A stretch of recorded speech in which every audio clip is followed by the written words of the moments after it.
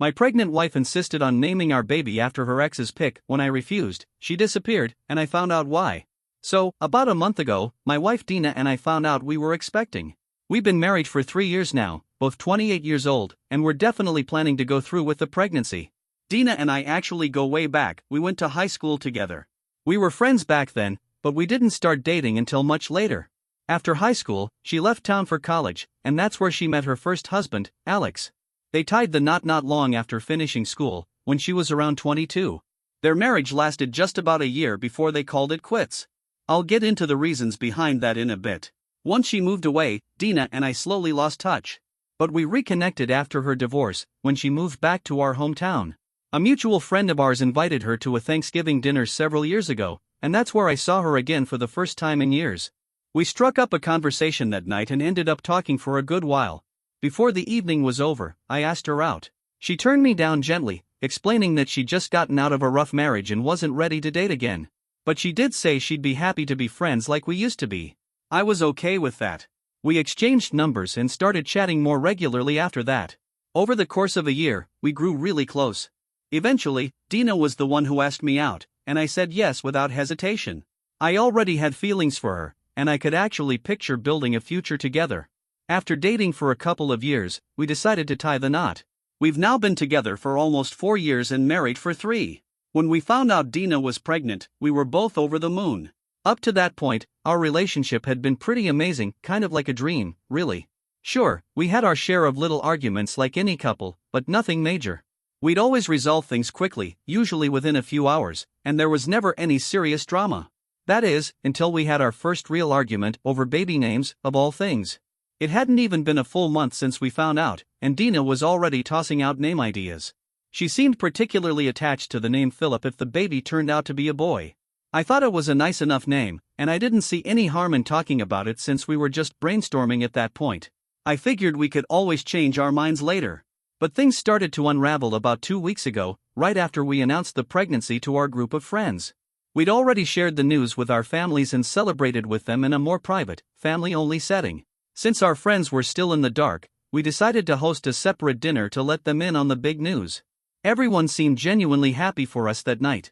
Then, at some point during dinner, Dina brought up baby names. She casually mentioned that she was thinking about naming the baby Philip if it was a boy. That's when I noticed her best friend, Wendy, looked kind of startled, but she didn't say anything right away, so I didn't dwell on it. Later that evening, after dinner, Wendy said she was stepping out for a smoke but had forgotten her lighter. She asked if she could borrow mine. Dina isn't a fan of smoking, so she told the two of us to take it outside and do what we had to do in the backyard. Everything seemed perfectly normal until Wendy and I stepped outside. As soon as we were out of earshot, she turned to me and said she had something important to talk about. Her voice dropped to a whisper, and honestly, I was bracing myself for something awkward, like maybe she was about to flirt with me or confess something weird. But what she actually said hit me way harder. Apparently, Philip wasn't just some random name Dina liked. According to Wendy, that was the name Dina had chosen for her first baby back when she was still with Alex. Wendy started by saying, "You probably already know this, but I didn't." Everything she told me was brand new information. She explained that Dina lost that baby when she was 5 months pregnant, and things went downhill fast after that. Alex, apparently devastated by the loss, started cheating on her. Wendy has been Dina's friend since they were kids, so she knew everything. She told me that Dina and Alex had settled on the name Philip for their unborn son. After the miscarriage, their relationship spiraled into constant fighting, and Alex eventually had an affair with a coworker. He ended up confessing to Dina a few weeks into the affair, and that's what led to their divorce. Until Wendy told me all this, I had no idea. Dina had always told me that she and Alex split up because they fought a lot and realized they weren't compatible. She'd said they got married too young and that it had been a mistake. That's the version of the story I had believed all this time. It never crossed my mind that she might have left out some important details, especially since the real story doesn't make her look bad. I mean, I wouldn't have judged her either way. Wendy told me she had a hunch I didn't know about the name's backstory and felt it was her responsibility to fill me in even though she's Dina's closest friend. I thanked her for telling me, even though I was still trying to process everything. She thought she was just explaining the name, but she ended up telling me a whole lot more than that. I did my best to stay calm and keep it together for the rest of the evening while our friends were still over. But as soon as everyone left, I sat Dina down and asked her about what Wendy had told me. She denied it right away and tried to laugh it off, saying Wendy was probably joking. But I know what a joke sounds like, and Wendy definitely wasn't kidding. I kept pressing Dina for the truth, and eventually, she broke down and admitted everything. She confirmed that what Wendy told me was true. She and Alex did lose a baby, and he started cheating on her shortly after. Her entire family knew about it, and so did a couple of her close friends. Apparently, during that time, she hadn't really stayed in touch with many people from around here, except for Wendy. And since she never shared anything about the pregnancy or the loss on social media, hardly anyone back home had any clue it even happened. Dina had planned to announce her pregnancy during her 6th month, but sadly, she never made it that far. She told me that after losing the baby, she left Alex and cut ties with most of her friends, moving back here because staying there had just become too painful for her. Wendy had known the whole story from the beginning, and she figured that once Dina and I got serious, I'd eventually learn about it, too. But since it was such a deeply personal and emotional topic, it never came up, and I stayed in the dark until that night. Her family was aware of what happened, but Dina had asked them not to share any of it with me. She said it had been a traumatic chapter of her life, something she'd buried and didn't want to relive or discuss ever again. And while part of me wanted to respect that and just let it go for her sake, another part of me couldn't. I needed answers. There were still pieces that didn't fit. I told her I understood how painful it must have been, and I wasn't trying to make her relive the worst time of her life, but I needed to clear the air about a few things that didn't sit right with me. What I couldn't wrap my head around was why she'd never told me the truth, not even after we got married. I felt like this was something major, something I had every right to know. And what really bothered me was that she wanted to name our baby the exact same name she had once chosen with her ex-husband, the one who cheated on her. That felt strange. If she had left all of that behind because it hurt too much, like she said, then why hold on to that name? When I tried bringing it up to her, she just sat there scrolling through Instagram, not even acknowledging what I was saying. That annoyed me, and I finally told her she needed to stop brushing me off and talk to me because I deserved some honesty. That's when she snapped. She raised her voice and shouted that now that I knew the truth, she didn't know me anything else. Then she called me jealous and insecure, even accused me of being narcissistic and dragging her back into painful memories just because I was having some kind of emotional tantrum. I apologized right away, not because I thought I was wrong for asking, but because I didn't want to hurt her. Still, I told her that whether we dealt with it now or later, we needed to have a real conversation eventually. At that moment, I felt completely blindsided and betrayed. And what hurt the most was that she didn't seem to care how I felt. But Dina just kept repeating that she never wanted to talk about it again. The argument escalated from there. We were going back and forth for nearly 30 minutes when she finally said she couldn't do this anymore. She started packing up her things and told me she was going to stay with her parents for a while, just until she calmed down. She also told me to think about how I'd been acting and come back to her only when I was ready to behave like a grown man instead of a little boy. I was emotionally drained from the whole fight, so I didn't stop her from leaving. I was too hurt, too angry, and honestly, I was tired of her brushing off my feelings like they didn't matter. She'd kept this secret for years, and now that it was out, she made me feel like I was the bad guy for even bringing it up. This was the first time we'd ever had a fight big enough that she actually walked out. I didn't know what to do with myself after that. For the next few days, I tried to bury myself in work just to keep my mind off things. I kept hoping she'd text or call me, even if it was just to yell. But all I got was silence. And that silence hit harder than any argument could have. Eventually, I just couldn't take it anymore. About a week and a half ago, I drove straight to her parents' place after work, hoping to talk things out with Dina in person. But when I showed up, they told me she wasn't staying there. They also made it pretty clear I wasn't welcome. They said I had caused her a lot of pain and that she'd been devastated when she showed up at their door. According to them, I was selfish for forcing her to talk about something she wasn't ready to deal with, all because I was feeling uncomfortable when she was the one who had lived through the actual trauma. They also brought up the fact that I hadn't reached out to her after she left. They claimed she'd been waiting to hear from me, but when I didn't call her for an entire day, she decided to take an impromptu trip to clear her head. I asked them, practically begged them, to tell me where she had gone, but they refused. They said they weren't allowed to share that information and told me that if I really wanted to talk to her, I could try calling her myself. Then they shut the door in my face and told me to leave them alone. I was humiliated, yeah, but more than that, I was worried. I didn't like not knowing where Dina was, especially while she was pregnant. So I went home and finally called her. She did answer, thankfully. But she still wouldn't tell me where she was. I didn't apologize during the call, because honestly, I still didn't feel like I'd done anything wrong. But I told her I wanted to talk. She responded by saying she wasn't ready to have any kind of conversation yet. And then she hit me with something even harder. She said that being alone had given her time to reflect, and now she wasn't even sure if she wanted to be in this relationship anymore. She insisted that she liked the name Philip purely on its own, and it had nothing to do with her past or her ex. She said I was the one making connections that didn't exist, and Wendy, too, who she now claimed was just being dramatic and trying to stir things up. She said it disgusted her how childish and insecure I'd been acting. Then she brought up how I hadn't even reached out to her after she left, like that alone proved I didn't care about her. I tried to explain that I felt betrayed, that I had a right to be upset because she'd hidden the truth from me for years. But she didn't want to hear it. She told me she'd be away for a few more days and that I needed to seriously think about everything. According to her, I had two choices: pull myself together and act like a normal partner, or keep throwing a fit over something she thought should have been left in the past. Dina told me that if I could accept her past as well as her decision not to talk about it, then maybe we could move forward together. She even suggested that we try counseling to help work through our feelings. But if I still had an issue with the name Philip, then she said she'd rather end the marriage. She made it clear she couldn't stay with someone who didn't understand her. She said the decision was mine to make and that she'd respect whatever I chose to do. And just like that, she hung up the phone before I could say another word. I sat there afterward, completely torn. I didn't know what to say, and I certainly didn't know what to do. A few days later, she called me again on the day she got back from her trip. She asked if I had made up my mind. I told her the truth, that I hadn't, and I still needed time to think it through. She said that was fine, but the longer I took, the less faith she had in me. That hit me hard. I was already struggling, and hearing her say that just added to the weight. It's been a few days now, and I haven't talked to her again. I've just been sitting with it all, still trying to figure out the right move. The whole thing's a mess.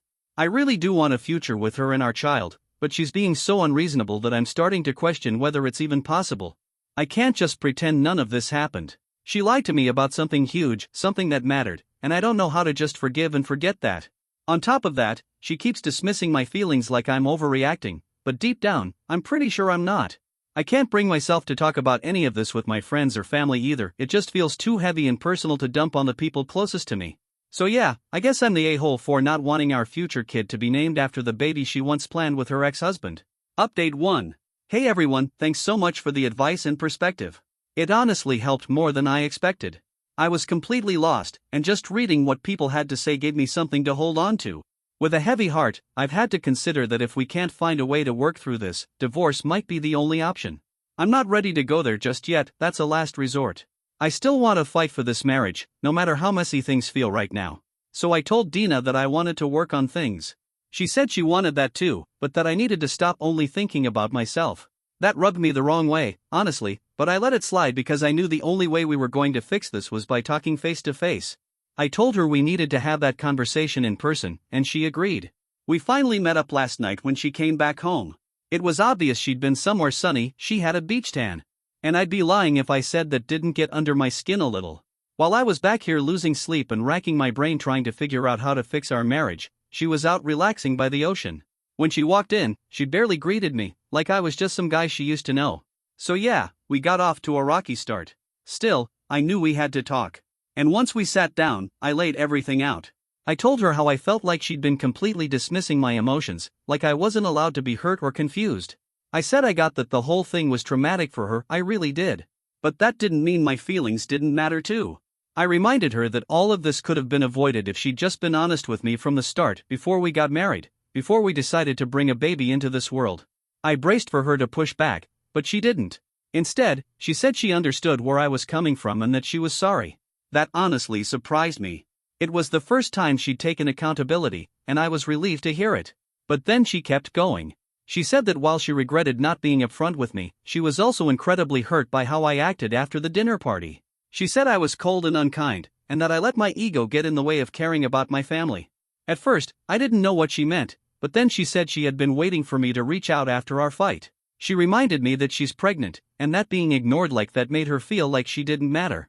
She was especially upset that it took me 3 days to come looking for her. Her parents had apparently told her that when I did finally show up, it was only after I'd finished my shift at work, and that, to her, meant I didn't see her as a priority. I tried to explain that I wasn't in the right headspace. I was overwhelmed, heartbroken, and trying to process everything. I told her I was sorry, but I also reminded her that she could have reached out, too. She shut that down fast. She said she shouldn't have had to make the first move, not when she was the one carrying our child. She said I should have been the one to check in on her, no matter what. I told her I was worried about her. But I'm human too, and I was hurting. That's why I didn't reach out right away. Then she brought up how I didn't even try to find out where she was once I learned she wasn't at her parents' house.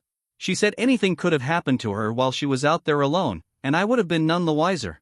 At that point, it felt like she was twisting everything around on me. So I explained that I didn't go chasing her down because I assumed she needed space, that's why she left in the first place. I didn't want to push her further away or show up uninvited somewhere she didn't want me to be. I also trusted her. I believed she'd make choices that were safe and responsible, especially while pregnant. She kept saying I'd put our child at risk by not checking up on her, even though I figured she was an adult and could make her own decisions.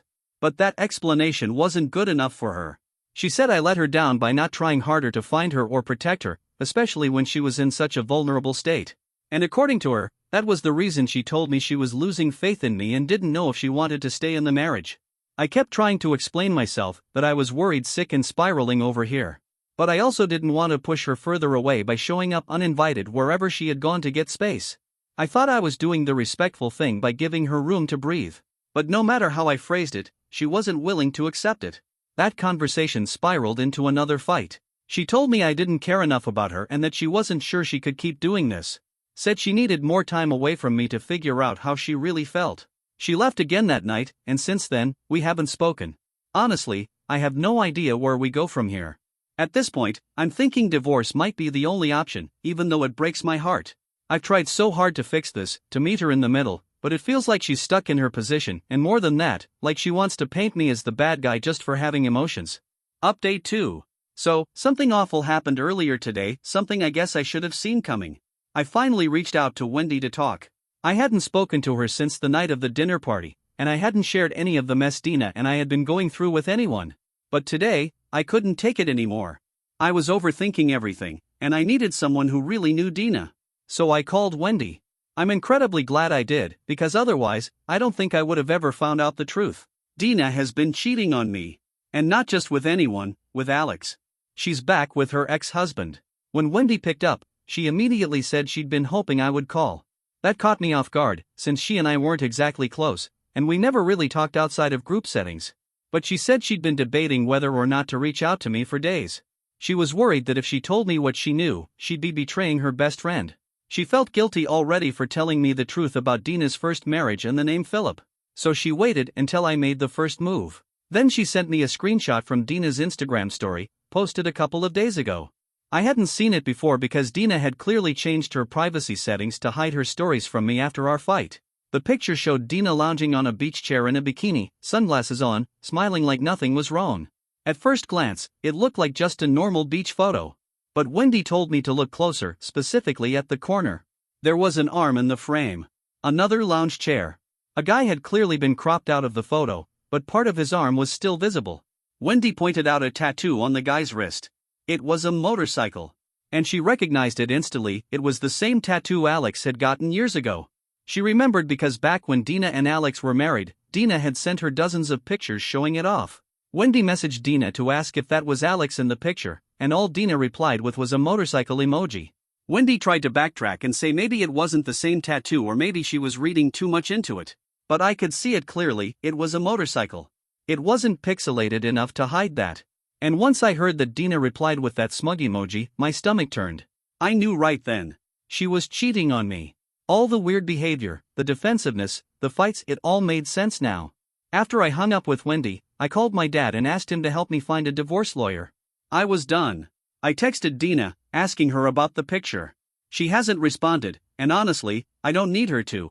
I know the truth now. She's been seeing Alex behind my back, probably for a while.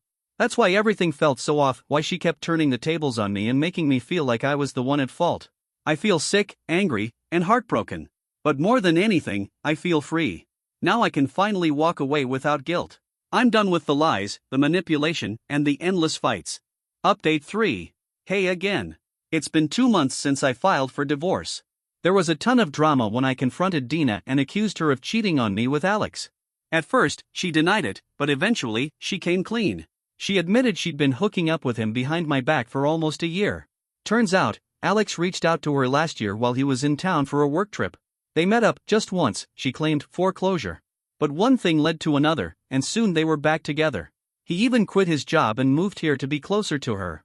Dina said she'd been trying to build up the courage to tell me, but she just couldn't do it. She did apologize, but honestly, that apology didn't mean a thing to me. Now we're just waiting for the baby to be born to confirm paternity. There's a real chance it might not be mine. But I've already decided, if the baby turns out to be mine, I'm going for full custody. And if he's not, then they can keep him and go live their own fantasy together. I've started seeing a therapist to help me sort through all this pain and confusion. Things are still raw, but I'm getting better. I'm holding myself together. And to everyone who left kind words and support on my posts, thank you. You helped more than you know. Update 4. Just a quick one, wanted to let you all know the baby was born a month ago. He's mine. I've already secured full custody. The divorce was finalized a couple of months back, and I got to keep everything that was legally mine. No alimony either, which I know stung for her and Alex, but hey, that's what happens when you cheat. I'm doing way better now. Life feels lighter without the constant stress and chaos. It's amazing how much easier things get when you're no longer tied to someone who's been lying to your face for years. Thanks again to everyone who checked in and followed along with my story. I've got a long road ahead as a single dad, but I finally feel like I'm back in control of my life.